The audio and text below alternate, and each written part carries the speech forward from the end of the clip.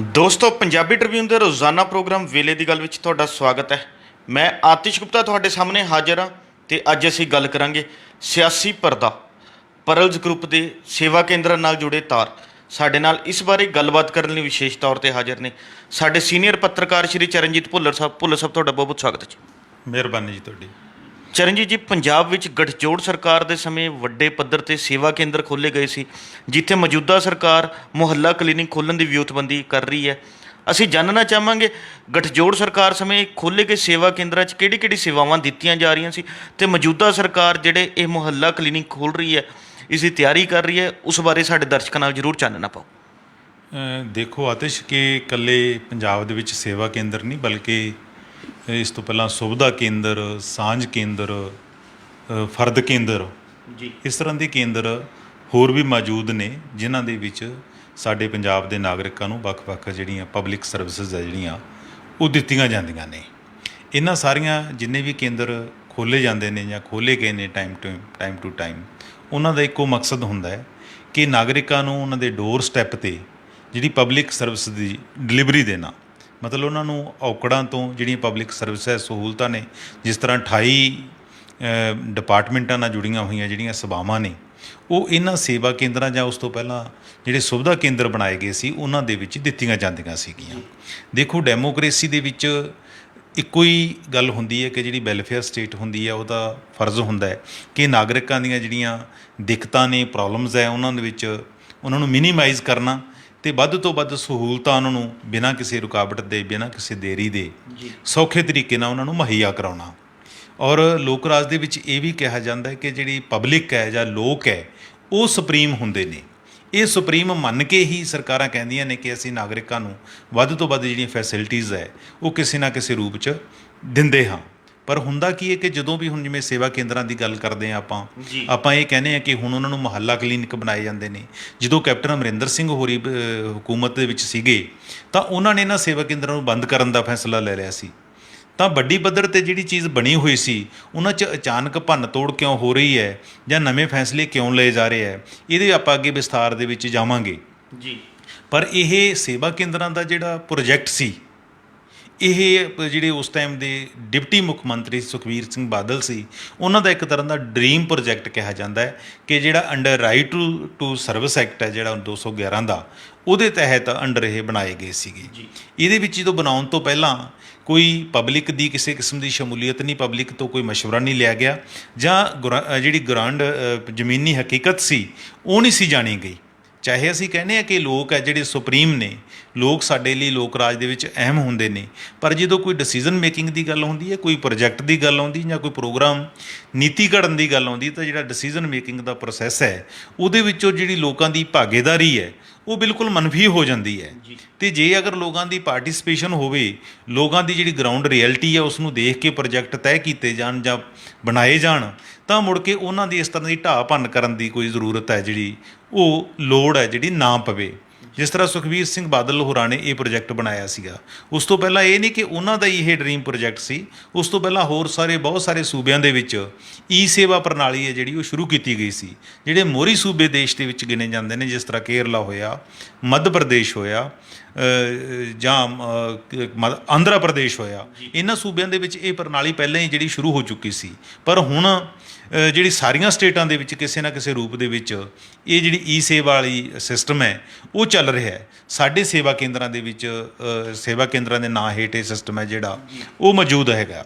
ਅਤੇ ਜਿਸ ਟਾਈਮ ਸੁਖਬੀਰ ਸਿੰਘ ਬਾਦਲ ਹੋਰਾਂ ਦੀ ਸਰਕਾਰ ਸੀਗੀ, ਮੁੱਖ ਮੰਤਰੀ ਪ੍ਰਕਾਸ਼ ਸਿੰਘ ਬਾਦਲ ਦੀ ਅਗਵਾਈ ਦੇ ਵਿੱਚ, ਉਦੋਂ ਇਹ ਨੀਤੀ ਸਾਰੀ ਬਣਾਈ ਗਈ ਸੀ ਸੇਵਾ ਕੇਂਦਰ ਦੀ। ਉਸ ਤੋਂ ਪਹਿਲਾਂ ਸਾਡੇ ਸੁਵਿਧਾ ਕੇਂਦਰ ਮੌਜੂਦ ਹੁੰਦੇ ਸੀ। ਅਕਤੂਬਰ 2002 ਦੇ ਵਿੱਚ ਜਿਸ ਟਾਈਮ ਕੈਪਟਨ ਅਮਰਿੰਦਰ ਸਿੰਘ ਆਪਣੀ ਪਹਿਲੀ ਪਾਰੀ ਦੀ ਹਕੂਮਤ ਕਰ ਰਹੇ ਸੀ, ਸੱਤਾ ਹੰਢਾ ਰਹੇ ਸੀ, ਤਾਂ ਉਹਨਾਂ ਨੇ ਪੰਜਾਬ ਦੇ ਜਿਹੜੇ ਡਿਸਟ੍ਰਿਕਟ ਹੈੱਡਕੁਆਟਰ ਦੇ ਉੱਪਰ ਸੁਵਿਧਾ ਕੇਂਦਰਾਂ ਦੇ ਨਿਰਮਾਣ ਕੀਤਾ ਸੀਗਾ। ਤਾਂ ਉਹ ਪਾਇਲਟ ਪ੍ਰੋਜੈਕਟ ਦੇ ਤੌਰ 'ਤੇ ਫਤਿਹਗੜ੍ਹ ਸਾਹਿਬ ਤੋਂ ਸ਼ੁਰੂ ਕੀਤਾ ਗਿਆ ਸੀ, ਔਰ ਇੱਕ ਪ੍ਰਾਈਵੇਟ ਹੈ ਜਿਹੜੀ ਸੁਖਮਨੀ ਸੁਸਾਇਟੀ ਬਣਾ ਕੇ ਉਹਦੇ ਅੰਡਰ ਇਹ ਜਿਹੜੇ ਸੁਵਿਧਾ ਸੈਂਟਰ ਕੰਮ ਕਰਦੇ ਸਨ। ਪਰ ਜਦੋਂ ਸੇਵਾ ਕੇਂਦਰ ਹੋਂਦ 'ਚ ਆਉਂਦੇ ਨੇ ਤਾਂ ਸੁਵਿਧਾ ਕੇਂਦਰ ਹੈ ਜਿਹੜੇ ਉਹ ਖਤਮ ਕਰ ਦਿੱਤੇ ਜਾਂਦੇ ਨੇ। ਤਾਂ ਜਿਸ ਟਾਈਮ ਪ੍ਰਕਾਸ਼ ਸਿੰਘ ਬਾਦਲ ਮੁੱਖ ਮੰਤਰੀ ਸੀ ਤਾਂ ਉਹਨਾਂ ਨੇ ਇਹ ਫੈਸਲਾ ਲਿਆ ਸੀ, ਔਰ ਸਾਰੇ ਪੰਜਾਬ ਦੇ ਵਿੱਚ ਜਿਹੜਾ ਅਗਸਤ 2016 ਤੋਂ ਇਹਨਾਂ ਦੀ ਸ਼ੁਰੂਆਤ ਕੀਤੀ ਗਈ ਸੀ। ਤਕਰੀਬਨ 2150 ਦੇ ਕਰੀਬ ਹੈ ਜਿਹੜੇ ਸੁਵਿਧਾ ਸੇਵਾ ਕੇਂਦਰ ਹੈ ਪੰਜਾਬ ਦੇ ਵਿੱਚ ਬਣੇ ਸੀ, ਜਿਨ੍ਹਾਂ ਨੂੰ 3 ਵੱਖ-ਵੱਖ ਕੈਟਾਗਰੀਆਂ ਦੇ ਵਿੱਚ ਡਿਵਾਈਡ ਕੀਤਾ ਗਿਆ ਸੀ। ਵੱਡੇ ਸ਼ਹਿਰਾਂ ਦੇ ਵਿੱਚ ਡਿਸਟ੍ਰਿਕਟ ਹੈੱਡਕੁਆਟਰ ਤੇ ਤਹਿਸੀਲ ਹੈੱਡਕੁਆਟਰ ਤੇ ਉਸ ਤੋਂ ਛੋਟੀ ਇਕਾਈ ਹੈ ਜਿਹੜੀ ਤੀਜੇ ਨੰਬਰ ਤੀਸਰੇ ਟਾਈਪ ਦੇ ਜਿਹੜੇ ਸੀਗੇ ਸੇਵਾ ਕੇਂਦਰ, ਉਹ ਪਿੰਡਾਂ ਦੇ ਵਿੱਚ ਖੋਲ੍ਹੇ ਗਏ ਸੀ ਔਰ ਕਲਸਟਰ ਬਣਾਏ ਗਏ ਸੀ। 4-4 ਪਿੰਡਾਂ ਦੇ 5-5 ਪਿੰਡਾਂ ਦੇ ਵਿੱਚ ਇੱਕ ਸੁਵਿਧਾ ਕੇਂਦਰ ਹੈ ਜਿਹੜਾ ਉਹ ਸਥਾਪਿਤ ਕੀਤਾ ਗਿਆ ਸੀਗਾ। ਇਹਦੇ ਵਿੱਚ 2600 ਦੇ ਕਰੀਬ ਹੈ ਜਿਹੜੇ ਮੁਲਾਜ਼ਮ ਹੈ ਉਹ ਡਿਪਿਊਟ ਕੀਤੇ ਗਏ ਸੀ, ਉਹ ਤਾਇਨਾਤ ਕੀਤੇ ਗਏ ਸੀ ਔਰ ਇਹਨਾਂ ਨੂੰ ਜਿਹੜੀਆਂ ਪ੍ਰਾਈਵੇਟ ਕੰਪਨੀਆਂ ਨੇ ਉਹ ਆਪਰੇਟ ਕਰਦੀਆਂ, ਉਹ ਇਹਨਾਂ ਦਾ ਸੰਚਾਲਨ ਕਰਦੀਆਂ ਨੇ। ਪਰ ਅੱਗੇ ਜਦੋਂ ਕੈਪਟਨ ਅਮਰਿੰਦਰ ਸਿੰਘ ਦੀ ਸਰਕਾਰ ਬਣਦੀ ਹੈ ਤਾਂ ਉਹਨਾਂ ਨੇ ਅਨੁਸਾਰ ਇੱਕ ਫੈਸਲਾ ਲਿਆ ਕਿ ਜਿੰਨੇ ਵੀ ਸੇਵਾ ਕੇਂਦਰ ਬਣੇ ਸੀ, ਜਿਨ੍ਹਾਂ ਦੀ ਦਿੱਖ ਵੀ ਇੱਕ ਨੀਲਾ ਰੰਗ ਸੀ ਤੇ ਇੱਕ ਔਰੇਂਜ ਸੀ, ਤਾਂ ਇਹਨਾਂ ਦੀ ਦਿੱਖ ਨੂੰ ਦੇਖ ਕੇ ਜਾਂ ਇਹਨਾਂ ਦੀ ਕਾਰਗੁਜ਼ਾਰੀ ਨੂੰ ਘੋਖਣ ਦੇ ਲਈ ਉਹਨਾਂ ਨੇ ਇੱਕ ਕਮੇਟੀ ਦਾ ਗਠਨ ਕੀਤਾ ਔਰ ਕਮੇਟੀ ਨੇ ਜਿਹੜੀਆਂ ਸਿਫਾਰਿਸ਼ਾਂ ਦਿੱਤੀਆਂ, ਉਸ ਤੋਂ ਬਾਅਦ ਕੈਪਟਨ ਅਮਰਿੰਦਰ ਸਿੰਘ ਨੇ ਆਪਣੀ ਵਜ਼ਾਰਤ ਦੇ ਦੌਰਾਨ 24 ਜਨਵਰੀ 2018 ਨੂੰ ਇਹ ਫੈਸਲਾ ਕੀਤਾ ਕਿ ਸਿਰਫ 500 ਜਿਹੜੇ ਸੇਵਾ ਕੇਂਦਰ ਆ ਉਹਨਾਂ ਨੂੰ ਛੱਡ ਦਿੱਤਾ ਜਾਵੇ, ਬਾਕੀਆਂ ਸਾਰਿਆਂ ਨੂੰ ਜਿਹੜੇ ਤਾਲੇ ਲਾ ਦਿੱਤੇ ਜਾਣ। ਤਾਂ ਉਹਨਾਂ ਨੇ ਆਪਣੀ ਹਕੂਮਤ ਦੇ ਦੌਰਾਨ ਇਹਨਾਂ ਸੇਵਾ ਕੇਂਦਰਾਂ ਨੂੰ ਬੰਦ ਕੀਤਾ ਸੀ ਵੱਡੀ ਗਿਣਤੀ ਦੇ ਵਿੱਚ। ਹੁਣ ਵੀ ਮੈਨੂੰ ਲੱਗਦਾ ਕਿ 516 ਜਾਂ 26 ਦੇ ਕਰੀਬ ਹੈ ਜਿਹੜੇ ਸੇਵਾ ਕੇਂਦਰ ਹੈ ਉਹ ਵਰਕਿੰਗ ਕੰਡੀਸ਼ਨ ਦੇ ਵਿੱਚ ਹੈਗੇ ਨੇ। ਪਰ ਬਾਕੀਆਂ ਦੇ ਵਿੱਚ ਇਹਨਾਂ ਨੇ ਇਹ ਕਹਿ ਦਿੱਤਾ ਸੀਗਾ ਕਿ ਇਹਨਾਂ ਦੇ ਵਿੱਚ ਤਾਂ ਜਿਹੜੀ ਐਪਲੀਕੇਸ਼ਨ ਹੈ ਜੀ ਉਹ 5-7 ਹੀ ਆਉਂਦੀਆਂ ਨੇ, ਜਾਂ ਇਹਨਾਂ ਨੇ ਕਹਿ ਦਿੱਤਾ ਸੀ ਕਿ ਉਸ ਟਾਈਮ ਦੇ ਜਿਹੜੇ ਖਜ਼ਾਨਾ ਮੰਤਰੀ ਸੀਗੇ ਮਨਪ੍ਰੀਤ ਸਿੰਘ ਬਾਦਲ ਹੋਰੀ, ਉਹਨਾਂ ਨੇ ਕਹਿ ਦਿੱਤਾ ਸੀਗਾ ਕਿ ਜੀ ਇਹਨਾਂ 'ਚ ਤਾਂ 220 ਕਰੋੜ ਰੁਪਏ ਦਾ ਜਿਹੜਾ ਸਟੇਟ ਤੇ ਵਰਡਨ ਹੈ ਉਹ ਵਾਧੂ ਹੈਗਾ, ਇਹ ਇਹਨਾਂ ਦੇ ਜਿਹੜੇ ਠੀਕ ਨਹੀਂ ਚੱਲ ਰਹੇ, ਮੁਲਾਜ਼ਮਾਂ ਦੀਆਂ ਤਨਖਾਹਾਂ ਜਿਹੜੀਆਂ ਉਹ ਸਰਕਾਰ ਨੂੰ ਪੱਲਿਓਂ ਦੇਣੀਆਂ ਪੈ ਰਹੀਆਂ ਨੇ, ਇਹਨਾਂ ਸੇਵਾ ਕੇਂਦਰਾਂ ਦੇ ਵਿੱਚ ਲੋਕ ਆ ਨਹੀਂ ਰਹੇ। ਬਲਕਿ ਅਮਰਿੰਦਰ ਸਿੰਘ ਨੇ ਤਾਂ ਇਹ ਵੀ ਸੁਜੈਸਟ ਕੀਤਾ ਸੀਗਾ ਉਸ ਟਾਈਮ ਕਿ ਇਹਨਾਂ ਸੇਵਾ ਕੇਂਦਰ ਜਿਹੜੇ ਬੰਦ ਕੀਤੇ ਗਏ ਨੇ ਇਹਨਾਂ ਦੇ ਵਿੱਚ ਪੰਚਾਇਤ ਘਰ ਖੋਲ੍ਹ ਦਿੱਤੇ ਜਾਣ, ਜਾਂ ਜਿਹੜਾ ਇਹਨਾਂ ਦਾ ਇਨਫਰਾਸਟ੍ਰਕਚਰ ਹੈ ਉਹ ਆਂਗਣਵਾੜੀ ਕੇਂਦਰਾਂ ਲਈ ਵਰਤੋਂ 'ਚ ਲਿਆਂਦਾ ਜਾਵੇ। ਮਤਲਬ ਉਸ ਟਾਈਮ ਜਿਹੜੇ ਸੇਵਾ ਕੇਂਦਰ ਪਹਿਲਾਂ ਬਣਾਏ ਗਏ, ਫਿਰ ਉਹ ਬੰਦ ਕੀਤੇ ਗਏ। ਫਿਰ ਹੁਣ ਜਿਹੜੀ ਮੌਜੂਦਾ ਸਰਕਾਰ ਹੈ ਆਮ ਆਦਮੀ ਪਾਰਟੀ ਦੀ ਮੁੱਖ ਮੰਤਰੀ ਭਗਵੰਤ ਸਿੰਘ ਮਾਨ ਨੇ ਹੁਣ ਇਹ ਫੈਸਲਾ ਕੀਤਾ ਹੈ ਕਿ ਜਿਹੜਾ ਉਹਨਾਂ ਨੇ ਦਿੱਲੀ ਦੇ ਮਾਡਲ 'ਤੇ ਨਵੇਂ ਆਪਣੇ ਮੁਹੱਲਾ ਕਲੀਨਿਕ ਖੋਲ੍ਹਣੇ ਨੇ, ਕਿ ਕਿਉਂ ਨਾ ਪਿੰਡਾਂ ਦੇ ਵਿੱਚ ਤੋਂ ਕਿਉਂਕਿ ਤਕਰੀਬਨ 500 ਕਰੋੜ ਰੁਪਏ ਉਹਨਾਂ ਦਿਨਾਂ ਦੇ ਵਿੱਚ ਲੱਗਿਆ ਸੀ ਜਿਸ ਟਾਈਮ ਇਹ ਸੇਵਾ ਕੇਂਦਰ ਬਣਾਏ ਗਏ ਸੀਗੇ, ਤਾਂ ਫਿਰ ਹਰ ਤਕਰੀਬਨ 15 ਲੱਖ ਰੁਪਇਆ ਇੱਕ ਸੇਵਾ ਕੇਂਦਰ 'ਤੇ ਉਸ ਤਰ੍ਹਾਂ ਜਿਹੜਾ ਖਰਚਾ ਆਇਆ ਸੀਗਾ। ਤਾਂ ਹੁਣ ਵਾਲੀ ਸਰਕਾਰ ਨੂੰ, ਜਿਹੜੀ ਮੌਜੂਦਾ ਸਰਕਾਰ ਹੈ, ਉਹਨਾਂ ਨੂੰ ਲੱਗਦਾ ਕਿ ਇਸ ਇਨਫਰਾਸਟ੍ਰਕਚਰ ਨੂੰ ਅਸੀਂ ਜਿਹੜੇ ਮੁਹੱਲਾ ਕਲੀਨਿਕਾਂ ਦੇ ਰੂਪ ਦੇ ਵਿੱਚ ਇਸ ਨੂੰ ਯੂਜ਼ ਕਰ ਲਈਏ। ਤਾਂ ਉਹਨਾਂ ਨੇ ਥੋੜ੍ਹੇ ਦਿਨ ਪਹਿਲਾਂ ਮੀਟਿੰਗ ਵੀ ਇਸ ਮਾਮਲੇ 'ਤੇ ਲਈ ਹੈ ਅਤੇ ਉਹਨਾਂ ਨੇ ਐਲਾਨ ਕੀਤਾ ਕਿ 15 ਅਗਸਤ ਤੋਂ ਅਸੀਂ ਸ਼ੁਰੂਆਤੀ ਦੌਰ ਦੇ ਵਿੱਚ 75 ਜਿਹੜੇ ਮੁਹੱਲਾ ਕਲੀਨਿਕ ਹੈ ਉਹ ਖੋਲ੍ਹਾਂਗੇ, ਅਤੇ ਇਹਨਾਂ ਦੇ ਵਿੱਚੋਂ ਜਿਹੜੇ ਬੰਦ ਪਏ ਸੇਵਾ ਕੇਂਦਰ ਹੈ ਉਹਨਾਂ ਦੇ ਵਿੱਚ 130 ਦੀ ਉਹਨਾਂ ਨੇ ਸ਼ਨਾਖਤ ਕੀਤੀ ਹੈ ਕਿ ਜਿਹੜੇ ਬੰਦ ਪਏ ਨੇ ਇਹਨਾਂ ਦੇ ਵਿੱਚ ਇਨਫਰਾਸਟ੍ਰਕਚਰ ਹੈ ਜਿਹੜਾ ਮੁਹੱਲਾ ਕਲੀਨਿਕਾਂ ਦੇ ਵਿੱਚ ਯੂਜ਼ ਕੀਤਾ ਜਾਏਗਾ। ਸੋ ਨਵੀਂ ਸਰਕਾਰ ਹੈ ਜਿਹੜੀ ਹੁਣ ਇਹਨਾਂ ਦੀ ਸੇਵਾ ਕੇਂਦਰ ਜਿੱਥੇ ਜਿੱਥੇ ਮੁਹੱਲਾ ਕਲੀਨਿਕ ਖੁੱਲ੍ਹਣਗੇ ਉਹਨਾਂ ਦਾ ਪੂਰਾ ਜਿਹੜਾ ਰੰਗ ਰੂਪ ਹੈ ਜਾਂ ਦਿੱਖ ਹੈ ਉਹ ਬਦਲ ਦੇਵੇਗੀ। ਕਹਿਣ ਦਾ ਭਾਵ ਇਹ ਕਿ ਜਿਹੜੇ ਪਹਿਲੇ ਨੀਲੇ ਔਰ ਔਰੇਂਜ ਹੈ ਜਿਹੜੇ ਕਲਰ ਯੂਜ਼ ਕੀਤੇ ਗਏ ਸੀ, ਇੱਕ ਪਾਰਟੀ ਦੀ ਲੱਗਦਾ ਸੀ ਕਿ ਉਸ ਦੇ ਐਂਗਲ ਤੋਂ ਹੋਇਆ, ਉਸ ਨੂੰ ਵੀ ਇਹ ਜਿਹੜਾ ਤਬਦੀਲ ਕਰ ਰਿਹਾ ਉਹ ਦਿੱਖ ਹੈ ਜਿਹੜੀ ਉਹਨਾਂ ਦੀ ਬਦਲੇਗੀ। ਸ਼੍ਰੋਮਣੀ ਅਕਾਲੀ ਦਲ ਨੇ ਇਸ ਗੱਲ ਦਾ ਵਿਰੋਧ ਵੀ ਪਹਿਲਾਂ ਵੀ ਕੀਤਾ ਸੀ ਕਿ ਜਿਸ ਟਾਈਮ ਸੇਵਾ ਕੇਂਦਰ ਬੰਦ ਕੀਤੇ ਜਾ ਰਹੇ ਸੀ ਕਿ ਕੈਪਟਨ ਅਮਰਿੰਦਰ ਸਿੰਘ ਹੈ ਜਾਂ ਕਾਂਗਰਸ ਦੀ ਸਰਕਾਰ ਹੈ ਨਵੀਆਂ ਚੀਜ਼ਾਂ ਖੋਲ੍ਹਣ ਦੀ ਬਜਾਏ ਪੁਰਾਣੀਆਂ ਨੂੰ ਵੀ ਜਿਹੜੀ ਬੰਦ ਕਰਨ ਦੇ ਰਾਹ ਹੈ ਜਿਹੜੀ ਉਹ ਪਈ ਹੋਈ ਹੈ। ਸੋ ਇਸ ਕਿਸਮ ਦਾ ਆਉਣ ਵਾਲੇ ਦਿਨਾਂ ਦੇ ਵਿੱਚ ਆਪਾਂ ਨੂੰ ਇਹ ਸੇਵਾ ਕੇਂਦਰ, ਚਲੋ ਇੱਕ ਗੱਲ ਤਾਂ ਚੰਗੀ ਗੱਲ ਹੈ ਕਿ ਜਿਹੜਾ ਇਨਫਰਾਸਟ੍ਰਕਚਰ ਮੌਜੂਦ ਆ ਸਾਡੇ ਕੋਲੇ, ਜਿਸ 'ਤੇ ਪੈਸਾ ਸਾਡੇ ਖਜ਼ਾਨੇ ਦਾ ਲੱਗਿਆ ਹੋਇਆ, ਲੋਕਾਂ ਦਾ ਪੈਸਾ, ਤਾਂ ਉਹਨਾਂ ਨੂੰ ਵਰਤੋਂ ਦੇ ਵਿੱਚ ਆ ਜਾਏਗਾ। ਤਾਂ ਵਰਤੋਂ ਜਾਏ, ਲੋਕਾਂ ਨੂੰ ਇੱਕ ਸਹੂਲਤ ਵੀ ਮਿਲੇਗੀ, ਘੱਟੋ ਘੱਟ ਉਹਨਾਂ ਦੀ ਵਰਤੋਂ ਹੋਣੀ ਸ਼ੁਰੂ ਹੋ ਜਾਏਗੀ। ਤਾਂ ਇਹਦੇ ਵਿੱਚ ਜਿਹੜੇ ਦੂਸਰੇ ਮੁਲਾਜ਼ਮ ਹੈ ਉਹਨਾਂ ਦਾ ਪੱਖ ਹੋਰ ਹੈ।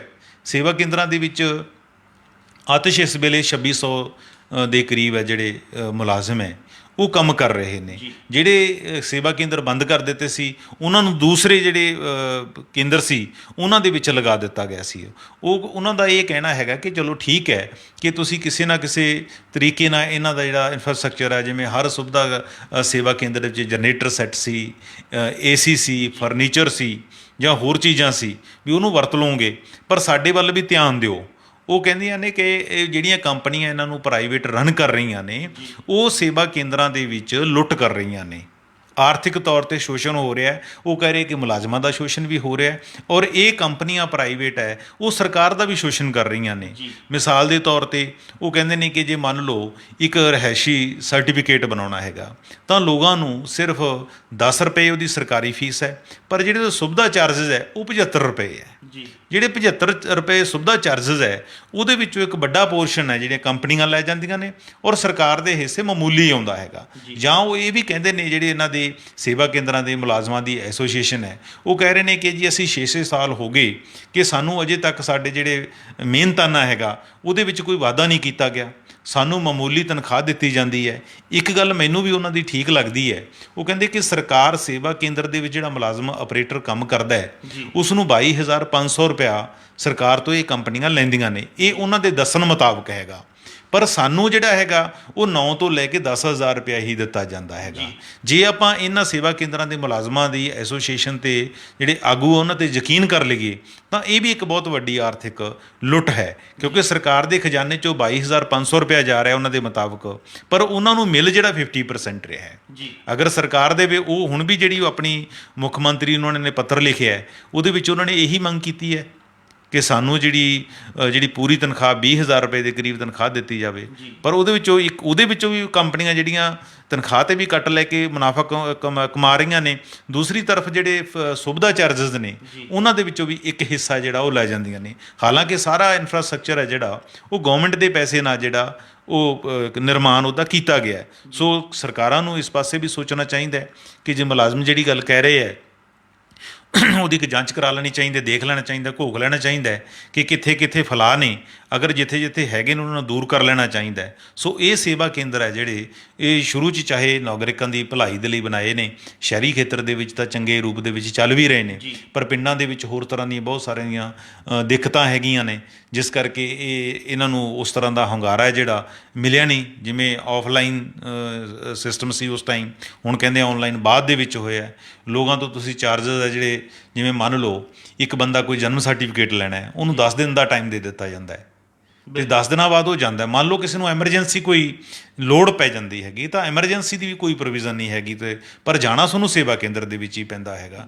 ਤਾਂ ਆਮ ਪਿੰਡਾਂ ਦੇ ਵਿੱਚ ਜਾਂ ਸ਼ਹਿਰਾਂ ਦੇ ਵਿੱਚ ਇਹ ਵੀ ਕਿਹਾ ਜਾਂਦਾ ਹੈ ਕਿ ਅਸਲ 'ਚ ਇਹ ਸੇਵਾ ਕੇਂਦਰ ਨਹੀਂ, ਸੁਵਿਧਾ ਕੇਂਦਰ ਨਹੀਂ, ਇਹ ਦੁਬਿਧਾ ਕੇਂਦਰ ਨੇ, ਕਿਉਂਕਿ ਲੋਕਾਂ ਦੀ ਖੱਜਲ ਖੁਆਰੀ ਵੀ ਬਹੁਤ ਹੁੰਦੀ ਹੈਗੀ ਹੈ। ਇਹ ਵੀ ਆਪਾਂ ਨੂੰ ਦੇਖਣ ਨੂੰ ਮਿਲਿਆ ਕਿ ਨਾਰਮਲੀ ਜਦੋਂ ਸੇਵਾ ਕੇਂਦਰ ਨਹੀਂ ਵੀ ਸੀ ਤਾਂ ਲੋਕਾਂ ਨੂੰ ਜੇ ਕੋਈ ਐਮਰਜੈਂਸੀ ਲੋੜ ਪੈਂਦੀ ਸੀ ਤਾਂ ਉਹ ਹੱਥੀਂ ਜਿਹੜੀ ਹੱਥੋਂ ਹੱਥੀਂ ਬਣਾ ਲੈਂਦੇ ਸੀਗੇ।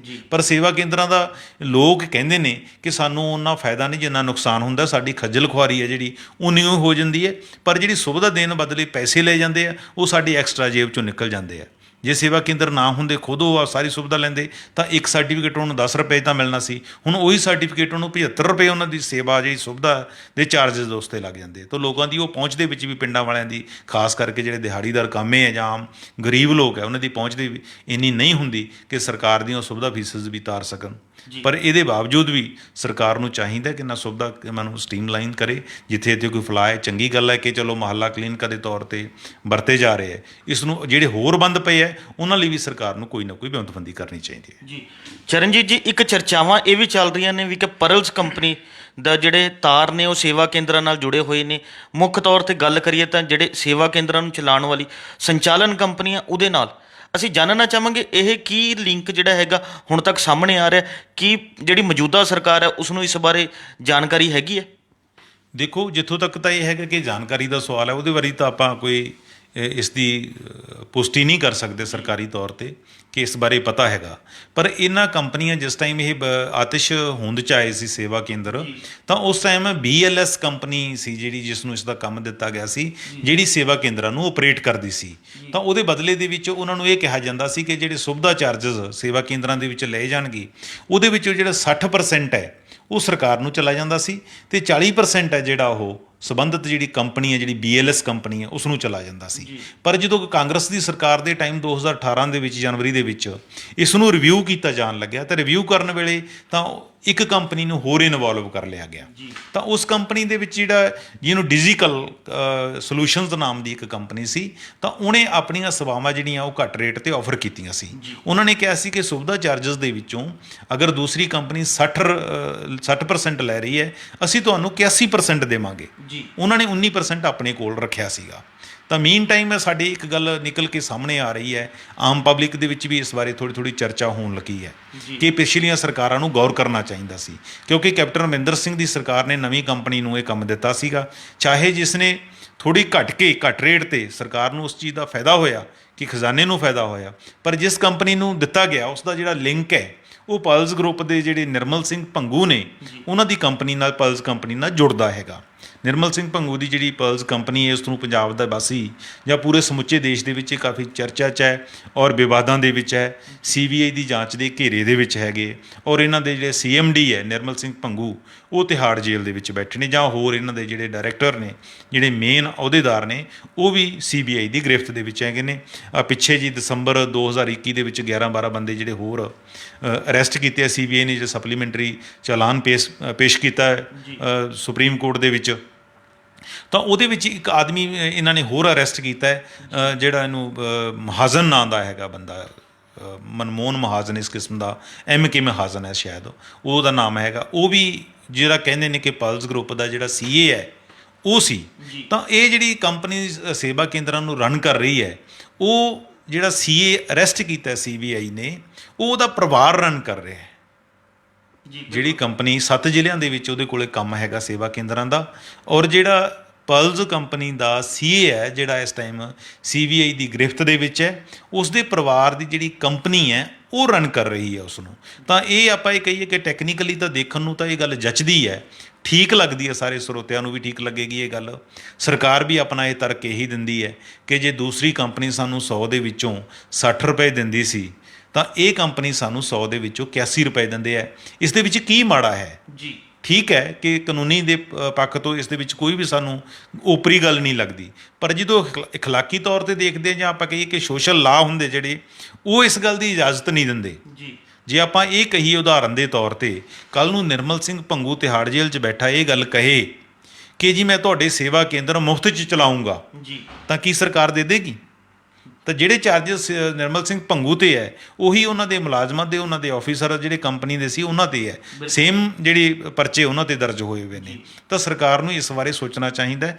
ਪਤਾ ਲੱਗਿਆ ਸਾਨੂੰ ਆਫ ਰਿਕਾਰਡ ਕਿ ਸਰਕਾਰ ਇਸ ਗੱਲ ਨੂੰ ਦੇਖ ਰਹੀ ਹੈ, ਕਿਉਂਕਿ ਅੱਗੇ ਜਾ ਕੇ ਇਸ ਕੰਪਨੀ ਦਾ ਜਿਹੜਾ ਨਵੇਂ ਸਿਰੇ ਤੋਂ ਜਿਹੜੀਆਂ ਆਪਰੇਟਰ ਨੇ ਇਹਨਾਂ ਸੇਵਾ ਕੇਂਦਰਾਂ ਦੀਆਂ, ਉਹਨਾਂ ਦਾ ਅੱਗੇ ਜਾ ਕੇ ਜਿਹੜਾ ਠੇਕਾ ਹੈ ਉਹ ਰਿਨਿਊ ਹੋਣਾ, ਹੋ ਸਕਦਾ ਉਹਦੇ ਵਿੱਚ ਸਰਕਾਰ ਇਸ ਗੱਲ ਨੂੰ ਬਚਾਏ। ਸਾਨੂੰ ਆਫ ਰਿਕਾਰਡ ਇਹ ਗੱਲ ਦੀ ਪੁਸ਼ਟੀ ਹੋਈ ਹੈ ਕਿ ਸਰਕਾਰ ਦੇ ਧਿਆਨ ਦੇ ਵਿੱਚ ਹੁਣ ਇਹ ਮਾਮਲਾ ਆਇਆ ਹੈ।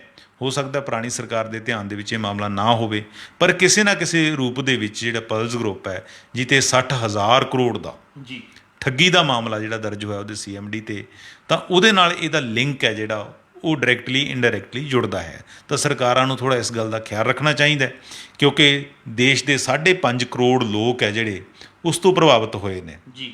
ਉਸਦੇ ਕੋਲ ਕੋਈ ਪ੍ਰਾਪਰਟੀ ਦੀ ਕਮੀ ਨਹੀਂ ਹੈਗੀ। ਇਹਦੇ CA ਦੀ ਵੀ CBI ਨੇ ਜਾਂਚ ਕੀਤੀ ਹੈ, ਬਹੁਤ ਸਾਰੀਆਂ ਪ੍ਰਾਪਰਟੀਆਂ ਜਿਹੜੀਆਂ ਨਿਕਲੀਆਂ ਨੇ, ਉਹਨਾਂ ਦੀ ਵੀ ਜਿਹੜੀ ਪਲਸ ਗਰੁੱਪ ਦੀਆਂ ਵੱਖ-ਵੱਖ ਕੰਪਨੀਆਂ ਨੇ ਉਹਨਾਂ ਦੀ ਵੀ 1,83,000 ਕਰੋੜ ਦੀ ਜਿਹੜੀ ਪ੍ਰਾਪਰਟੀ ਹੈ ਉਹ ਸ਼ਨਾਖਤ ਕੀਤੀ ਗਈ ਹੈਗੀ ਹੈ। ਸੋ ਚਾਹੀਦਾ ਹੈ ਕਿ ਜਦੋਂ ਵੀ ਸਰਕਾਰਾਂ ਕੋਈ ਪ੍ਰੋਜੈਕਟ ਜਾਂ ਪ੍ਰੋਗਰਾਮ ਲਾਗੂ ਕਰਦੀਆਂ ਜਾਂ ਪ੍ਰਾਈਵੇਟ ਹੱਥਾਂ 'ਚ ਕੋਈ ਕੰਮ ਦਿੰਦੀਆਂ, ਤਾਂ ਇਹਨਾਂ ਨੁਕਤਿਆਂ ਨੂੰ ਵੀ ਖਿਆਲ 'ਚ ਰੱਖਿਆ ਜਾਣਾ ਚਾਹੀਦਾ ਹੈ। ਚਰਨਜੀਤ ਜੀ, ਸਾਨੂੰ ਇੱਕ ਗੱਲ ਹੋਰ ਪਤਾ ਲੱਗ ਰਹੀ ਹੈ ਵੀ ਕਿ ਮੌਜੂਦਾ ਸਮੇਂ ਪਲਸ ਗਰੁੱਪ ਜਿਹੜਾ ਹੈਗਾ ਸਰਕਾਰ ਦੀ ਰਡਾਰ 'ਤੇ ਹੈ। ਅਸੀਂ ਜਾਣਨਾ ਚਾਹਾਂਗੇ ਇਸ 'ਚ ਕਿੰਨੀ ਕੁ ਸੱਚਾਈ ਹੈ? ਇਹ 'ਚ ਕਾਫੀ ਸੱਚਾਈ ਲੱਗਦੀ ਹੈਗੀ ਹੈ। ਜਿਸ ਤਰ੍ਹਾਂ ਮੁੱਖ ਮੰਤਰੀ ਭਗਵੰਤ ਮਾਨ ਸੋਚ ਰਹੇ ਨੇ ਜਾਂ ਦੇਖ ਰਹੇ ਨੇ ਜਾਂ ਜਿਹੋ ਜਿਹਾ ਉਹਨਾਂ ਦੇ ਜ਼ਿਹਨ ਦੇ ਵਿੱਚ ਚੱਲ ਰਿਹਾ ਹੈ, ਜੇ ਅਗਰ ਉਹਦੇ ਵਿੱਚ ਕੋਈ ਕਾਨੂੰਨੀ ਅੜਚਨ ਨਾ ਆਈ, ਕਾਨੂੰਨੀ ਅੜਿੱਕਾ ਨਾ ਆਇਆ, ਤਾਂ ਇਹ ਗੱਲ ਕਾਫੀ ਹੱਦ ਤੱਕ ਪੋਸੀਬਲ ਹੋਏਗੀ ਕਿ ਜਿਹੜੀਆਂ ਵੀ ਪ੍ਰਾਪਰਟੀਆਂ ਪਲਸ ਗਰੁੱਪ ਦੀਆਂ ਪੰਜਾਬ ਦੇ ਵਿੱਚ ਸ਼ਨਾਖਤ ਕੀਤੀਆਂ ਗਈਆਂ ਨੇ, ਤਾਂ ਉਹ ਉਹਨਾਂ ਦੇ ਜਿਹੜੇ ਇਨਵੈਸਟਰ ਹੈ ਵਿਚਾਰੇ, ਜਿਹੜੇ ਡੁੱਬ ਗਿਆ ਜਿਨ੍ਹਾਂ ਦਾ ਪੈਸਾ, ਉਹਨਾਂ ਨੂੰ ਮੁੜ ਕੇ ਉਹ ਪੈਸਾ ਜਿਹੜਾ ਉਹ ਮਿਲ ਸਕਦਾ ਹੈਗਾ। ਜਿੱਥੋਂ ਤੱਕ ਕਿ ਆਪਾਂ ਦੇਖੀਏ ਕਿ ਪਿਛਲੀਆਂ ਸਰਕਾਰਾਂ, ਚਾਹੇ ਸ਼੍ਰੋਮਣੀ ਅਕਾਲੀ ਦਲ ਭਾਜਪਾ ਗੱਠਜੋੜ ਦੀ ਸਰਕਾਰ ਰਹੀ ਹੋਵੇ, ਚਾਹੇ ਕੈਪਟਨ ਅਮਰਿੰਦਰ ਸਿੰਘ ਦੀ ਸਰਕਾਰ ਰਹੀ ਹੋਵੇ, ਉਹ ਕਿਸੇ ਨਾ ਕਿਸੇ ਰੂਪ ਦੇ ਵਿੱਚ ਪਲਸ ਗਰੁੱਪ ਦੇ ਜਿਹੜੇ CMD ਜਾਂ ਪਲਸ ਗਰੁੱਪ ਦੇ ਹੋਰ ਲੋਕ ਹੈ ਉਹਨਾਂ ਨਾਲ ਘਿਓ ਖਿਚੜੀ ਰਹੀਆਂ ਨੇ। ਇਹਦੇ ਸਾਡੇ ਕੋਲ ਕਾਫੀ ਪੁਖਤਾ ਸਬੂਤ ਵੀ ਸਾਡੇ ਸਾਹਮਣੇ ਵੀ ਹੈਗੀਆਂ ਨੇ। ਜਿਸ ਟਾਈਮ ਮੈਂ ਬਠਿੰਡੇ ਰਿਪੋਰਟਿੰਗ ਕਰਦਾ ਸੀਗਾ ਤਾਂ ਇਹਨਾਂ ਦੇ ਪਲਸ ਗਰੁੱਪ ਦੀ ਉੱਥੇ ਇੱਕ ਬੜੀ ਵੱਡੀ ਕਲੋਨੀ ਹੈ, ਤਾਂ ਸ਼੍ਰੋਮਣੀ ਅਕਾਲੀ ਦਲ ਨੇ 2015 ਦੇ ਵਿੱਚ ਸਦਭਾਵਨਾ ਰੈਲੀ ਕੀਤੀ ਸੀ। ਤਾਂ ਉਸੇ ਜਗ੍ਹਾ 'ਚ ਉਹਨਾਂ ਨੇ, ਕਿਉਂਕਿ ਉਸ ਟਾਈਮ ਪਲਸ ਗਰੁੱਪ ਨੇ ਗੱਲ ਆਫਰ ਕੀਤੀ ਸੀਗੀ ਕਿ ਸਾਡੇ ਕੋਲ ਖੁੱਲ੍ਹੀ ਜਗ੍ਹਾ ਪਈ ਹੈ, ਤਾਂ ਉੱਥੇ ਰੈਲੀ ਉਹਨਾਂ ਨੇ ਸਦਭਾਵਨਾ ਰੈਲੀ ਕੀਤੀ ਗਈ ਸੀ। ਜਿਸ ਰੈਲੀ ਦੀ ਚਰਚਾ ਅਕਸਰ ਕਾਂਗਰਸ ਦੀ ਪੰਜਾਬ ਦੇ ਵਿੱਚ ਹੁਣ ਤੱਕ ਹੁੰਦੀ ਰਹੀ ਹੈ। ਕੈਪਟਨ ਅਮਰਿੰਦਰ ਸਿੰਘ ਨੇ ਜਿਹੜੀ ਗੁਟਕਾ ਸਾਹਿਬ ਫੜ ਕੇ ਹੱਥ 'ਚ ਸਹੁੰ ਚੁੱਕੀ ਸੀ, ਉਹ ਵੀ ਜਿਹੜੀ ਰੈਲੀ ਹੈ ਉਹ ਵੀ ਪਲਸ ਗਰੁੱਪ ਦੀ ਜਿਹੜੀ ਕਲੋਨੀ ਹੈ ਬਠਿੰਡੇ ਦੇ ਵਿੱਚ, ਉਹਦੇ ਵਿੱਚ ਹੀ ਹੋਈ ਸੀ। ਤਾਂ ਇਸ ਕਿਸਮ ਦੀਆਂ ਆਫਰਾਂ ਜਿਹੜੀਆਂ ਉਹ ਦਿੰਦੀਆਂ ਰਹੀਆਂ ਨੇ। ਇਹ ਤਾਂ ਚਲੋ ਛੋਟੀ ਗੱਲ ਹੈਗੀ ਹੈ। ਤੁਹਾਡੇ ਯਾਦ ਹੋਏਗਾ ਕਿ ਜਿਸ ਟਾਈਮ ਉਹ ਵੀ ਆਪਣੇ ਉਸ ਟਾਈਮ ਦੇ ਜਿਹੜੇ ਡਿਪਟੀ ਮੁੱਖ ਮੰਤਰੀ ਸਨ, ਉਹਨਾਂ ਦਾ ਡਰੀਮ ਪ੍ਰੋਜੈਕਟ ਹੀ ਕਹਿ ਲਈਏ ਆਪਾਂ ਪ੍ਰੋਗਰਾਮ, ਕਿ ਵਰਲਡ ਕਬੱਡੀ ਕੱਪ ਪੰਜਾਬ ਦੇ ਵਿੱਚ ਕਰਾਏ ਗਏ ਸੀ। 2010 ਤੋਂ ਹੋ ਸਕਦਾ ਪਹਿਲਾਂ ਹੀ ਸ਼ੁਰੂ ਹੋ ਗਏ ਹੁਣ।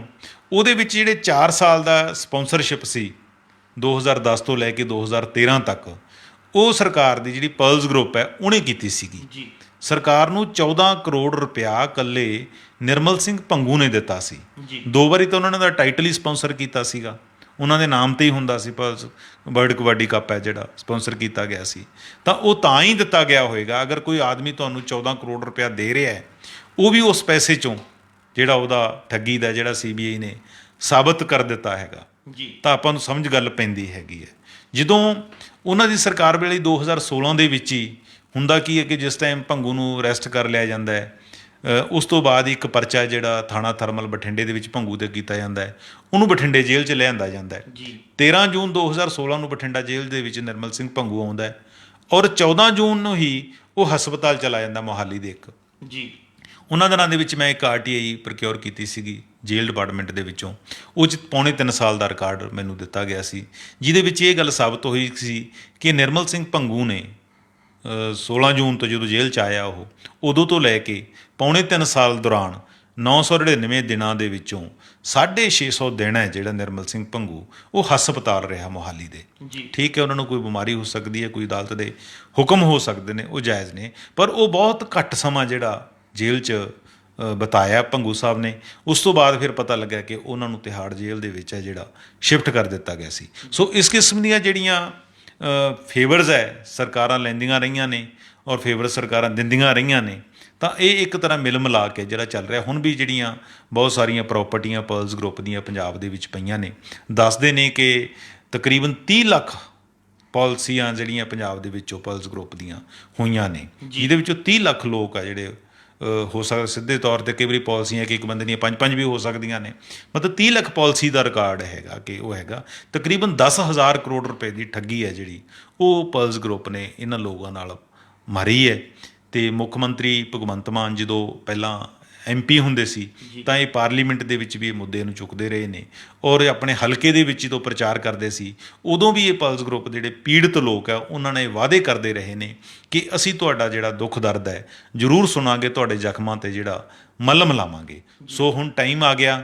ਉਹਨਾਂ ਨੂੰ ਲੱਗਦਾ ਕਿ ਵੀ ਬਤੌਰ ਮੁੱਖ ਮੰਤਰੀ ਉਹ ਜਿੰਨਾ ਕੁ ਕਰ ਸਕਦੇ ਨੇ, ਉਹਨਾਂ ਨੇ ਪਤਾ ਲੱਗਿਆ ਕਿ ਸਰਕਾਰ ਹੈ ਜਿਹੜੀ ਹੁਣ ਪਰਲਸ ਗਰੁੱਪ ਦੀਆਂ ਜਿੰਨੀਆਂ ਪ੍ਰਾਪਰਟੀਆਂ ਦੇ ਮਸਲੇ ਨੇ ਉਹਨਾਂ ਨੂੰ ਦੇਖਦੇ ਹੋਏ ਉਹਦਾ ਕਾਨੂੰਨੀ ਪਹਿਲੂ ਜਾਂ ਕਾਨੂੰਨੀ ਨੁਕਤੇ ਹੈ ਉਹਨਾਂ ਨੂੰ ਘੋਖ ਰਹੀ ਹੈ।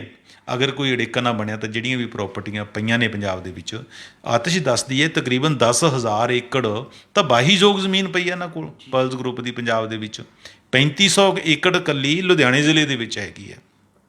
ਲੋਕ ਬਹੁਤੇ ਦੱਬ ਵੀ ਰਹੇ ਨੇ ਇਹਨਾਂ ਕੰਪਨੀਆਂ ਤੋਂ ਜਿਹੜੇ ਪ੍ਰਭਾਵਿਤ ਹੁੰਦੇ ਆ ਲੋਕ, ਕਈ ਵਾਰ ਨੂੰ ਸਦਮਾ ਲੱਗ ਜਾਂਦਾ ਹੈ, ਹਾਰਟ ਅਟੈਕ ਹੋ ਜਾਂਦਾ। ਬਹੁਤ ਸਾਰੇ ਲੋਕ ਆ ਜਿਹੜੇ ਉਹ ਮੌਤ ਦੇ ਮੂੰਹ ਦੇ ਵਿੱਚ ਵੀ ਜਾ ਪਏ ਨੇ। ਤਾਂ ਮੁੱਖ ਮੰਤਰੀ ਨੂੰ ਲੱਗਦਾ ਕਿ ਸ਼ਾਇਦ ਅਸੀਂ ਉਹਨਾਂ ਜੀਵਨ ਤੋਂ ਵਾਪਸ ਨਹੀਂ ਕਰ ਸਕਦੇ, ਤਾਂ ਅਸੀਂ ਇੱਕ ਕੋਸ਼ਿਸ਼ ਕਰੀਏ ਕਿ ਇਹ ਜ਼ਮੀਨ ਹੈ ਜਿਹੜੀ ਵਾਪਸ ਇਸ ਨੂੰ ਵੇਚ ਕੇ ਨਿਲਾਮ ਕਰਕੇ ਜਿਹੜੇ ਪਰਲਸ ਗਰੁੱਪ ਤੋਂ ਪੀੜਤ ਲੋਕ ਆ ਉਹਨਾਂ ਨੂੰ ਦਈਏ। ਇਕੱਲਾ ਪਰਲਸ ਗਰੁੱਪ ਕਿਉਂ, ਹੋਰ ਵੀ ਪੰਜਾਬ ਦੇ ਵਿੱਚ ਬਹੁਤ ਸਾਰੀਆਂ ਕੰਪਨੀਆਂ, ਇੱਕ ਬਠਿੰਡੇ ਕਰਾਊਨ ਕੰਪਨੀ ਹੁੰਦੀ ਸੀਗੀ, ਇੱਕ ਮੈਨੂੰ ਲੱਗਦਾ ਗੋਲਡਨ ਫਰੈਸਟ ਹੁੰਦੀ ਸੀ। ਬਹੁਤ ਸਾਰੀਆਂ ਕੰਪਨੀਆਂ ਜਿਨ੍ਹਾਂ ਨੇ ਲੋਕਾਂ ਨਾਲ ਧਾਂਦਲੀਆਂ ਕੀਤੀਆਂ, ਲੋਕਾਂ ਨੂੰ ਲੁੱਟਿਆ ਹੈਗਾ। ਤਾਂ ਮੈਨੂੰ ਲੱਗਦਾ ਕਿ ਸ਼ੁਰੂਆਤ ਚਾਹੇ ਪਰਲਸ ਗਰੁੱਪ ਤੋਂ ਹੋ ਰਹੀ ਹੈ, ਆਉਣ ਵਾਲੇ ਟਾਈਮ ਦੇ ਵਿੱਚ ਜੇ ਗੱਲ ਸਿਰੇ ਚੜ੍ਹਦੀ ਹੈਗੀ ਹੈ ਤਾਂ ਬਾਕੀ ਲੋਕਾਂ ਨੇ ਵੀ ਜਿਹੜੀਆਂ ਠੱਗੀਆਂ ਮਾਰੀਆਂ, ਜਿਨ੍ਹਾਂ ਦੀਆਂ ਪ੍ਰਾਪਰਟੀਆਂ ਪੰਜਾਬ ਦੇ ਵਿੱਚ ਮੌਜੂਦ ਹੈ, ਉਹਨਾਂ ਨੂੰ ਨਿਲਾਮ ਕਰਕੇ ਸਰਕਾਰ ਵਾਪਸ ਕਰ ਸਕਦੀ ਹੈ। ਬਸ ਸ਼ਰਤ ਇੱਕੋ ਹੀ ਹੈ ਕਿ ਉਹਦੇ ਵਿੱਚ ਕੋਈ ਕਾਨੂੰਨੀ ਹਿੱਚ ਨਾ ਹੋਵੇ ਜਾਂ ਕੋਈ ਵੱਡਾ ਮਾਮਲਾ ਨਾ ਹੋਵੇ। ਇਹ ਸਨ ਸਾਡੇ ਸੀਨੀਅਰ ਪੱਤਰਕਾਰ ਸ਼੍ਰੀ ਚਰਨਜੀਤ ਭੁੱਲਰ ਸਾਹਿਬ, ਜਿਨ੍ਹਾਂ ਨੇ ਆਪਣੇ ਵਡਮੁੱਲੇ ਵਿਚਾਰ ਸਾਡੇ ਨਾਲ ਸਾਂਝੇ ਕੀਤੇ। ਕੱਲ੍ਹ ਨੂੰ ਇਸੇ ਸਮੇਂ ਇੱਕ ਨਵੇਂ ਮੁੱਦੇ ਦੇ ਨਾਲ ਫਿਰ ਮਿਲਾਂਗੇ ਪ੍ਰੋਗਰਾਮ ਵੇਲੇ ਦੀ ਗੱਲ ਵਿੱਚ। ਧੰਨਵਾਦ।